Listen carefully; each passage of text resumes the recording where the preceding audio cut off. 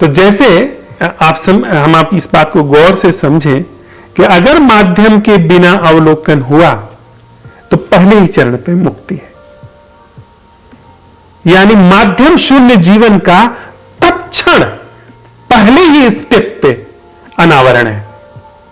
मतलब जीवन की ऐसी संभावना है जो बिना माध्यम के हो सकती है पहले ही क्षण।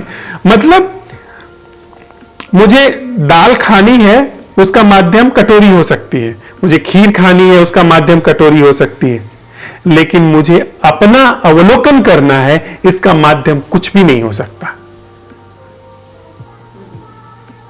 जो अभी मैंने आपको ये इंस्टेंस बोला, इसमें भी माध्यम हम किसी दूसरे को बना रहे हैं। हाँ। तो वो उसकी भी जरूरत है। तो इसका मतलब जो मेरे भीतर चल रहा है वो सिर्फ मैं हूं, और उसमें ऐसा नहीं कि मैं उसको कैरी फॉरवर्ड किए रहूं कि मैं ऐसा ही हूं।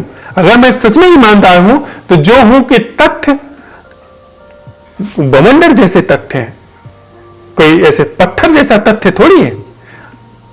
जो सेल्फ ऑब्जर्वेशन है वो बवंडर का अवलोकन है।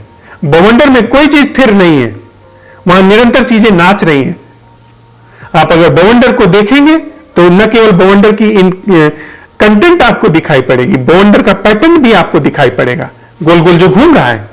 अगर उसके प्रति कोई माध्यम नहीं है, माध्यम के बिना अवलोकन है, वो टिक नहीं पाएगा, क्योंकि बवंडर हमेशा माध्यम से चलता है। बवंडर की प्रकृति ही माध्यम है। अगर हवा गोल नहीं घूम रही है, बवंडर नहीं बनेगा।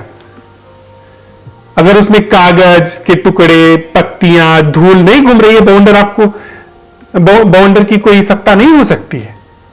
आप समझ रहे हैं? या ये सारी चीजें भी एक नए माध्यम को निर्मित कर रही हैं। अगर आप समझ लिए तो इट्स ओवर।